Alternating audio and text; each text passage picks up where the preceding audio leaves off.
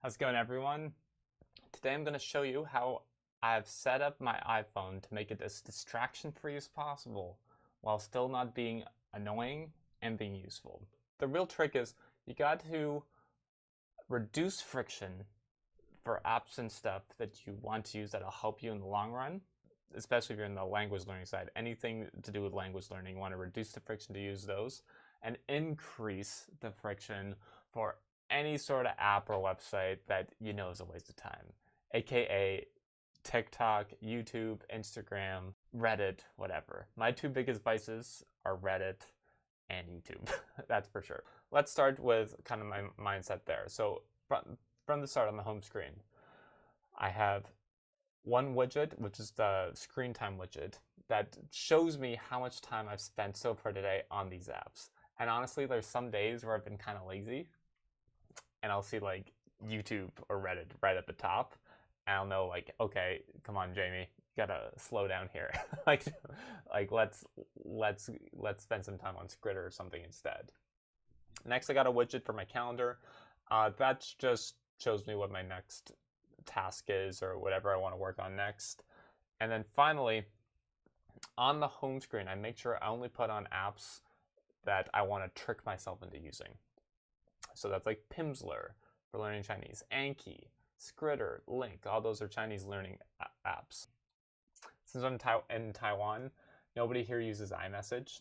Everyone uses Line. So I've replaced iMessage with Line, and then I've added Google Translate, which I use all the time here because I still can't read.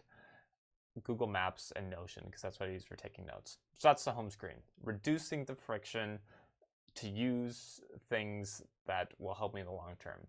That way, if I'm sitting on the train and you kind of have the habit when you're sitting on the train, you just open up your phone. I'll see like Anki, and I'll say, okay, I might as well just do Anki on the train.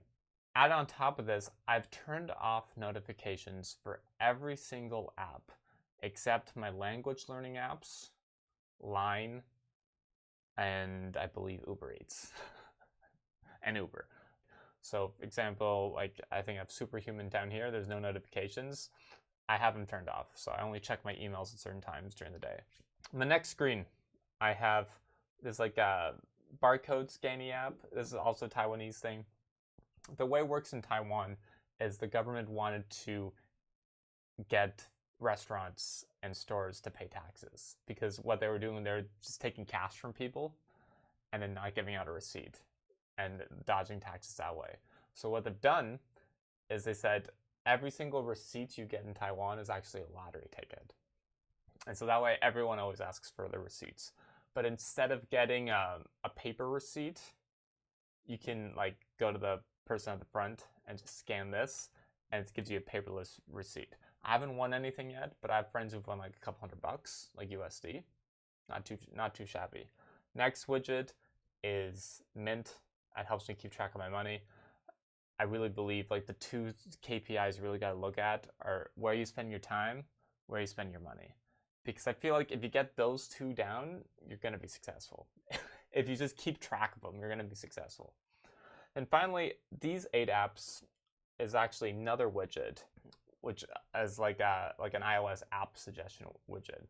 And what I do here is if there's any distracting apps here. So let's say if I think I don't want to be recommended Uber Eats anymore, I can just hit don't suggest Uber Eats. I've done that for like a couple of games. The next is just all the apps on this screen. So if it's at the end of the day, I kind of want to just kill some time, I don't feel like doing language learning app, I have to go like bloop, bloop, bloop, search for the app.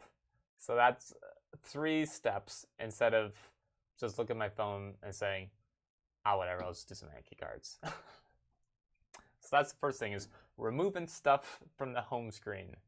On top of that, I've deleted YouTube, I've deleted Facebook, I've deleted Instagram, deleted those apps entirely. If I want to use those apps, what I have to do is I have to go and use them through the website. Now, the website is less convenient. The website is less convenient than the app, but that's kind of the point. It's about adding that friction to myself there. Now, the next real trick, and this is the one that's like a lot of people I think this is a bit extreme, but it works. And so if you go to settings, go to screen time. I've set a downtime for myself.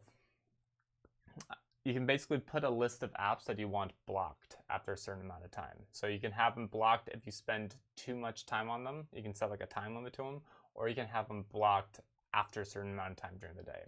So what I've done is after 9:30 at night and before 9 o'clock in the morning, I can only use like language learning apps and like Uber and like Google Maps. That's it. And ever since I've done that, the amount of studying I've done in the mornings for Anki has like 10x. Like if we go to the Anki settings here, here's info of the amount of reviews I've done. And if you look here, hourly breakdown over the last 3 months, see that 8 in the morning bar? That's because if I'm in bed, I don't feel like getting out of bed. Instead of watching YouTube, which was a bad habit I was doing, I was just watching YouTube on my phone in bed. I just go, okay, I might as well just do my Anki cards in bed. So I've been doing that. So that's the downtime feature. App limits. Here you can set for different things. I'm really trying to stop using Reddit. So I give myself 15 minutes a day on Reddit. And then for entertainment, that includes Reddit, that includes YouTube, that includes Facebook or whatever. I give myself an hour and 15 minutes every day. I'm going to reduce this down to an hour this week. And the reason why I can't reduce it now is I don't know my screen time password. So here's the real trick. What I've done is I gave my phone to my girlfriend, told her to make a screen time password for me.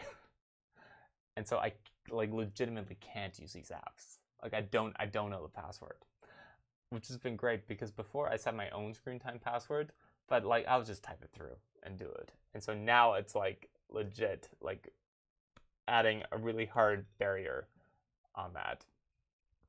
And then on the always allowed section, this is where I have like Anki, Authenticator, Authy, Google Docs, Kindle, Messenger, things like that.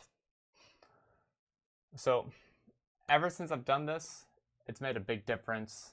I've found so much more time to study Chinese. And yeah, I don't feel like I've really missed out on anything at all. Very little minor inconveniences here and there. Like for example, I accidentally had the camera app as a blocked app, and so I couldn't scan the QR code.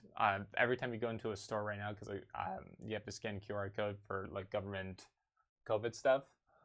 But then I just had my girlfriend enter the password on my phone, and then I added to allowed apps. So I highly recommend y'all give this a shot. Leave a comment below if this was helpful. Hit like, hit subscribe. If you have any other tips on little tricks you've done to like get yourself weaned off of social media, leave them below. If you have any other questions, also leave a comment below, and I'll catch you in the next video.